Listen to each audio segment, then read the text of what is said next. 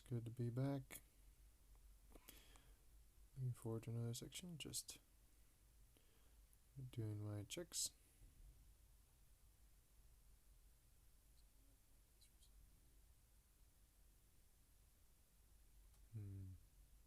Oh, there we go. Go live.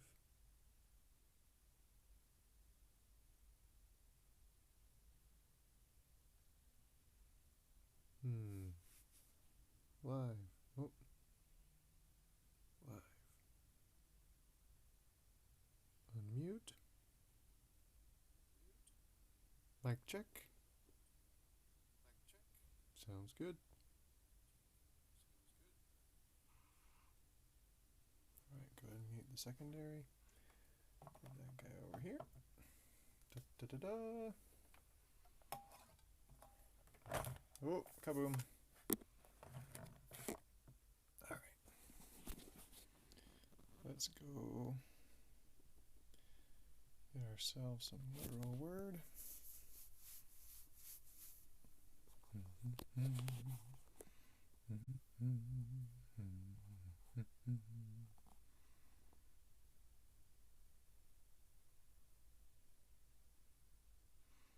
Alright, looks like we got Exodus chapter 16 tonight. Here goes.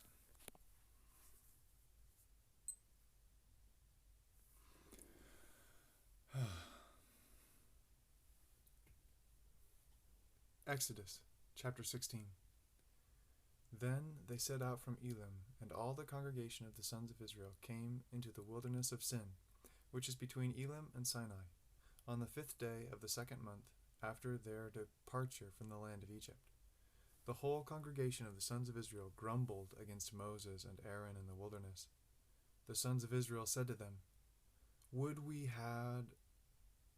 that we had died by the Lord's hand in the land of Egypt, when we sat by the pots of meat, when we ate bread to the full.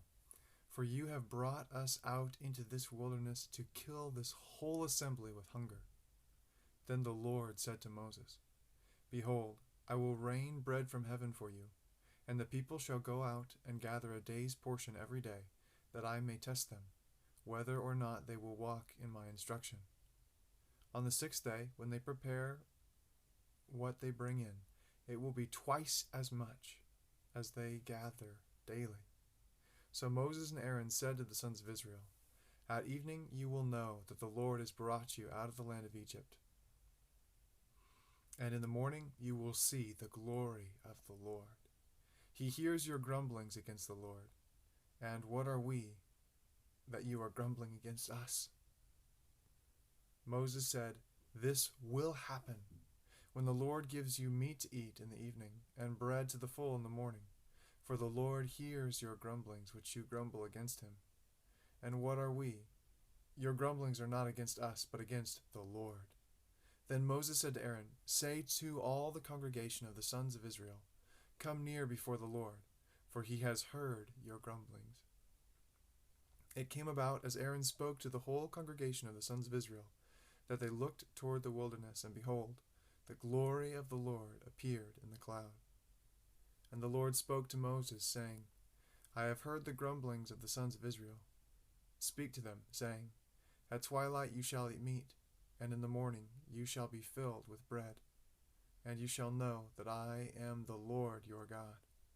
So it came about at evening that the quails came up and covered the camp, and in the morning there was a layer of dew around the camp. When the layer of dew evaporated, behold, on the surface of the wilderness there was a fine flake-like thing, fine as the frost on the ground. When the sons of Israel saw it, they said to one another, What is it? For they did not know what it was.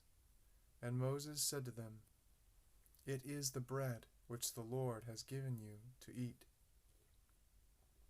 This is what the Lord has commanded. Gather of it every man as much as he should eat. You shall take an omer apiece according to the number of persons each of you has in his tent. The sons of Israel did so, and some gathered much, and some little. When they measured it with an omer, he who gathered much had no excess, and he who gathered little had no lack. Every man gathered as much as he should eat. Moses said to them, "Let no man leave any until morning." But they did not listen to Moses, and some left part of it until morning. And it bred worms and became foul, and Moses was angry with them. They gathered in it morning by morning, every man as much as he should eat. But when the sun grew hot, it would melt. Now on the 6th day they gathered twice as much bread, 2 omers for each one. When all the leaders of the congregation came and told Moses, then he said to them, "This is what the Lord meant. Tomorrow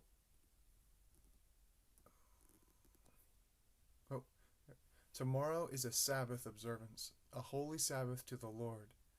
Bake what you will bake, and boil what you will boil, and all that is left over put aside to be kept until morning." So they put it aside until morning, as Moses had ordered, and it did not become foul, nor was there any worm in it. Moses said, "Eat it today, for today is a Sabbath to the Lord. Today you will not find it in the field. 6 days you shall gather it, but on the 7th day, the Sabbath, there will be none." It came about on the 7th day that some of the people went out to gather, but they found none. Then the Lord said to Moses, "How long do you refuse to keep my commandments and my instruction? See, the Lord has given you the Sabbath. Therefore he gives you bread for 2 days on the 6th day. Remain every man in his place. Let no man go out of his place on the 7th day." So the people rested on the 7th day. The house of Israel named it manna, and it was like coriander seed, white, and its taste was like wafers with honey. Then Moses said, "This is what the Lord has commanded. Let an omerful of it be kept throughout your generations, that they may see the bread that I fed you in the wilderness, when I brought you out of the land of Egypt." Moses said to Aaron, "Take a jar and put an omerful of manna in it, and place it before the Lord, to be kept throughout your generations."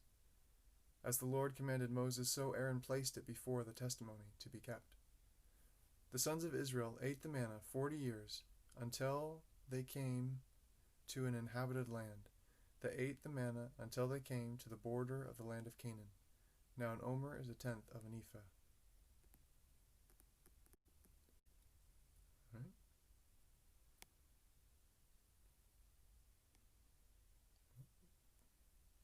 Here they are connected. That's good. Exodus chapter 17. Then all the congregation of the sons of Israel journeyed by stages from the wilderness of Sin, according to the command of the Lord, and camped at Rephidim, and there was no water for the people to drink. Therefore the people quarreled with Moses and said, "Give us water that we may drink." And Moses said to them, "Why do you quarrel with me? Why do you test the Lord?"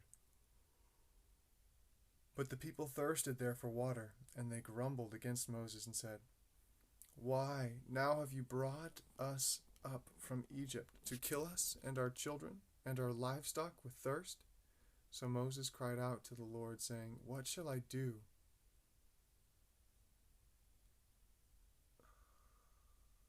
To this people? A little more, and they will stone me." Then the Lord said to Moses, "Pass before the people, and take with you some of the elders of Israel. And take in your hand your staff with which you struck the Nile, and go. Behold, I will stand before you there on the rock at Horeb, and you shall strike the rock, and water will come out of it, that the people may drink." And Moses did so in the sight of the elders of Israel. He named the place Massah and Meribah, because of the quarrel of the sons of Israel, and because they tested the Lord, saying, "Is the Lord among us or not?" Then Amalek came and fought against Israel at Rephidim. So Moses said to Joshua, "Choose men for us, and go out, fight against Amalek. Tomorrow I will station myself on the top of the hill, with the staff of God in my hand. Joshua did as Moses told him, and fought against Amalek, and Moses, Aaron, and Hur went up to the top of the hill. So it came about when Moses held his hand up, that Israel prevailed, and when he let his hand down, Amalek prevailed. But Moses' hands were heavy. Then they took a stone and put it under him, and he sat on it, and Aaron and Hur supported his hands, one on one side and one on the other. Thus his hands were steady until the sun set. So Joshua overwhelmed Amalek and his people with the edge of the sword. Then the Lord said to Moses, "Write this in a book as a memorial and recite it to Joshua, that I will utterly blot out the memory of Amalek from under heaven." Moses built an altar and named it, "The Lord is my banner." And he said, "The Lord has sworn, the Lord will have war against Amalek from generation to generation."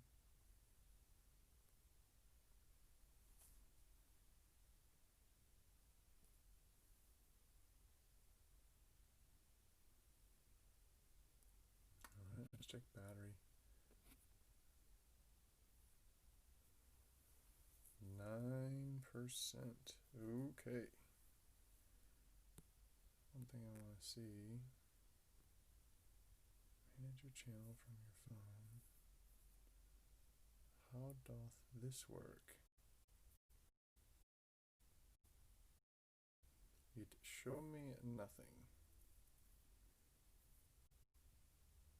Maybe it's because I have super low battery, but that's not working very well.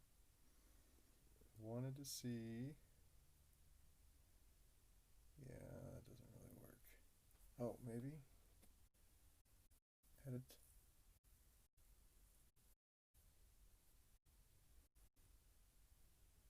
Man, really glitchy. I want to see if I can add. Here we go. Dash E Exodus. Oh, what do we start in tonight? 16 through. I should probably spell it out. Something. Exodus. 16. And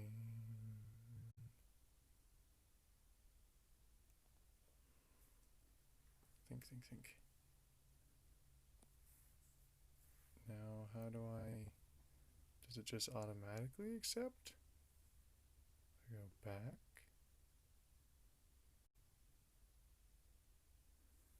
I don't know. Well, if I click edit again... Yeah, it toasted it. Oh, there's an update information button. Let's try that. Okay. There we go. Hyphen. Exodus. I'll pause my clock here. I'll let it run just a little longer, I guess. Exodus 16 through unknown. Let's maybe use ... No, I don't like that. Let's go another dash. 16 through... I think we're at 18 right now. Okay, so then update information. Successfully updated. Woohoo! Okay. So now if we go down here, rotate here, it doesn't like it. Back to literal word. Oh, not too bad, I guess. Alright, I guess we'll continue in chapter 18. I'll open this kind of as a marker if I go back to editing it later. And close. I think I'm going to try editing in Twitch this time. Exodus, chapter 18. Now Jethro, the priest of Midian, Moses' father-in-law, heard all that God had done for Moses and for Israel his people, and how the Lord had brought Israel out of Egypt. Jethro, Moses' father-in-law, took Moses' wife Zipporah, after he had sent her away, and her 2 sons, of whom one was named Gershom, for Moses said, I have been a sojourner in a foreign land. The other was named Eleazar, for he said, the God of my father was my help, and delivered me from the sword of Pharaoh. Then Jethro, Moses' father-in-law, came with his sons and his wife to Moses in the wilderness, where he was camped, at the mount of God. He sent word to Moses, I, your father-in-law Jethro, am coming to you, with your wife and her 2 sons with her. Then Moses went out to meet his father-in-law, and he bowed down and kissed him. And they asked each other of their welfare, and went into the tent. Moses told his father-in-law all that the Lord had done to Pharaoh and to the Egyptians for Israel's sake, all the hardships that had befallen them on their journey, and how the Lord had delivered them. Jethro rejoiced over all the goodness which the Lord had done to Israel, in delivering them from the hand of the Egyptians. So Jethro said, Blessed be the Lord, who delivered you from the hand of the Egyptians, and from the hand of Pharaoh. He who delivered you from the hand of the Egyptians, and from the hand of Pharaoh, and who delivered the people from under the hand of the Egyptians. Might have read that verse twice. Now I know that the Lord is greater than all the gods. Indeed, it was proven when they dealt proudly against the people. Then Jethro, Moses' father-in-law, built a burnt offering and sacrifices for God, or took a burnt offering and sacrifices for God. And Aaron came with all the elders of Israel to eat a meal with Moses' father-in-law before God. It came about the next day that Moses sat to judge the people, and the people stood around about Moses from the morning until the evening. Now when Moses' father-in-law saw all that he was doing for the people, he said, What is this thing that you are doing for the people? Why do you alone sit as judge? And all the people stand about you from morning until evening. Moses said to his father-in-law, Because the people come to me to inquire of God. When they have a dispute, it comes to me, and I judge between a man and his neighbor, and make known the statutes of God and his laws. Moses' father-in-law said to him, The thing that you are doing is not good. You will surely wear out both yourself and these people who are with you. For the task is too heavy for you. You cannot do it alone. Now listen to me, and I will give you counsel, and God will be with you. You be the people's representative before God, and you bring the disputes to God. Then teach them the statutes and laws, and make known to them the way in which you are to walk.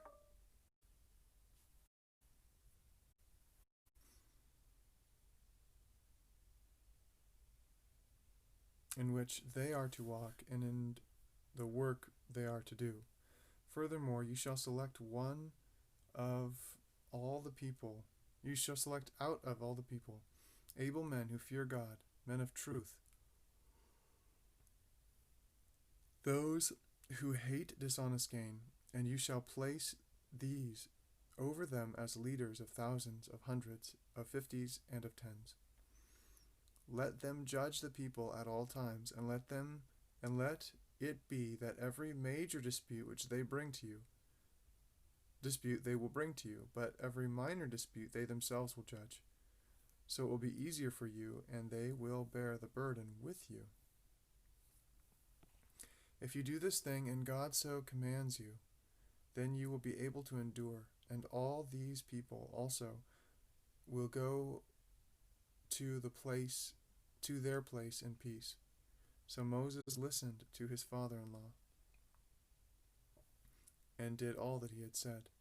Moses chose able men out of all Israel and made them heads over the people, leaders of thousands, of hundreds, of fifties, and tens. They judged the people at all times. The difficult disputes they would bring to Moses, but every minor dispute they themselves would judge.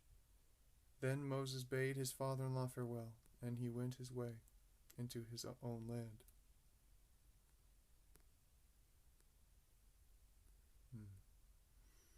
Phone is dying.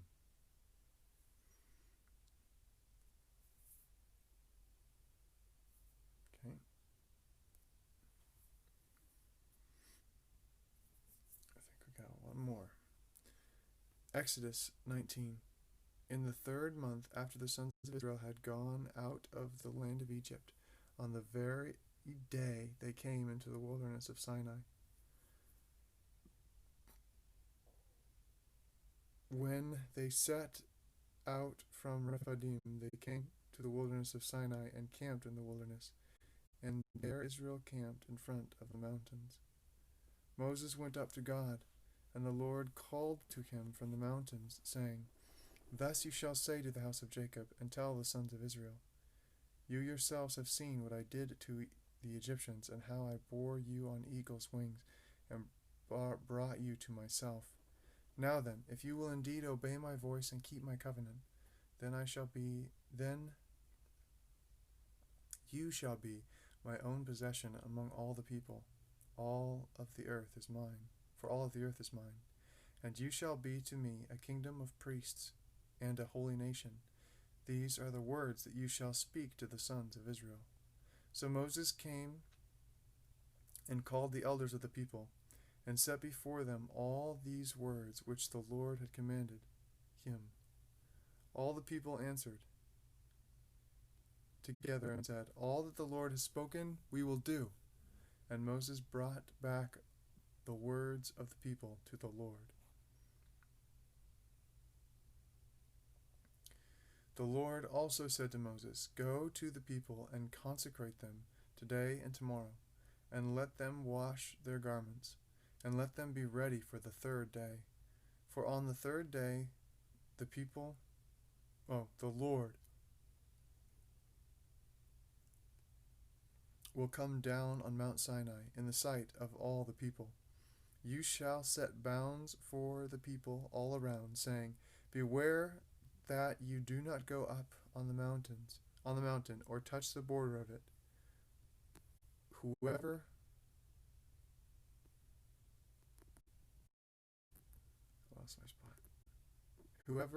touches the mountain shall surely be put to death.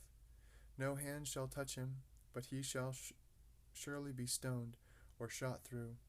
Whether beast or man, he shall not live. When the ram's horn sounds a long blast, they shall come up to the mountain. So Moses went down from the mountain to the people and consecrated the people, and they washed their garments. He said to the people, Be ready for the 3rd day. Do not go near a woman.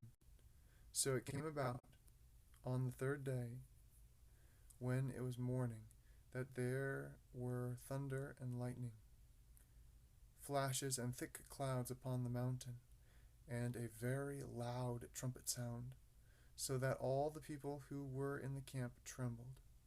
And Moses brought the people out of the camp to meet God, and they stood at the foot of the mountain. Now Mount Sinai was all in smoke, because the Lord descended upon it in fire, and its smoke ascended like the smoke of a furnace, and the whole mountain quaked violently. When the sound of the trumpet grew louder and louder, Moses spoke, and God answered him with thunder. The Lord came down on Mount Sinai.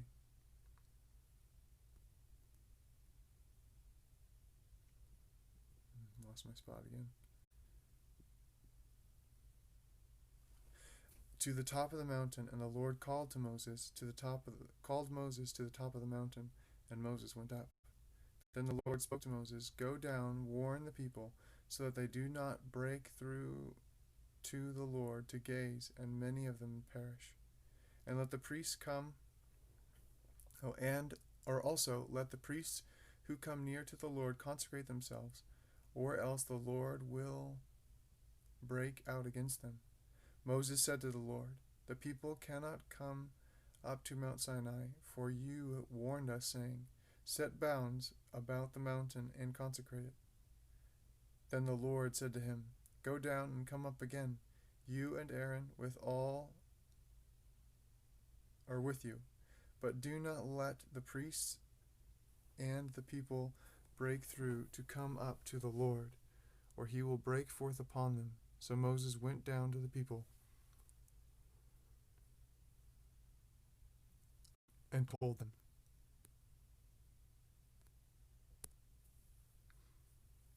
Transition. I think we got one more. Yeah, this is a good one. I'll try something a little different here.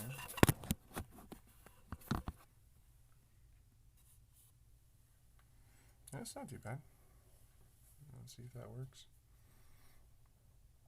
A little shade on one side of my face. Not too bad though. Okay. We'll probably adjust it a little bit more if we wanted to. Alright, let's go for one more here. I'm not sure how the audio will be.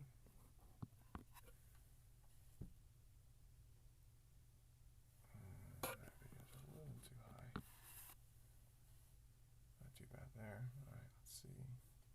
Audio test.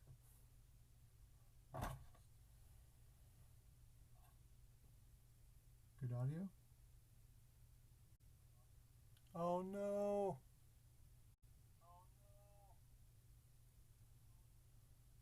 Powering off. Well, we'll do Exodus 20 tomorrow night.